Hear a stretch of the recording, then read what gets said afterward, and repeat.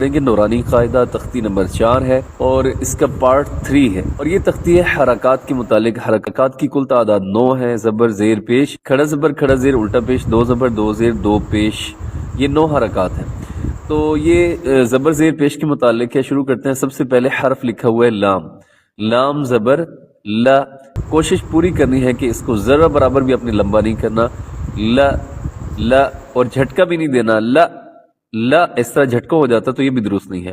لام زبر لا، لام زیر لی، لام پیش لو، لا لی لو، نون زبر نا، نون زیر نی، نون پیش نو، نا نی نو، را زبر را، را زیر ری، را پیش رو، را ری رو۔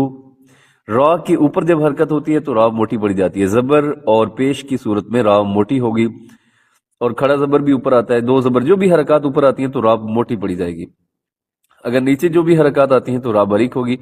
پہلا دیکھیے گا را، دوسرا ہے ری، اور تیسرا رو، را ری رو۔ آگے دیکھیے حرف طا، یہ ہمیشہ موٹا پڑا جاتا ہے۔ طا زبر طا، طا زیر طی، طا پیش طو، طا طی طو، دال زبر دا، دال زیر دی، دال پیش دو، دا دی دو۔ آخری حرف دیکھیے گا تا زبر تا، تا زیر تی، تا پیش تو، تا تی تو۔ اب ان کو باریک پڑھا جاتا ہے۔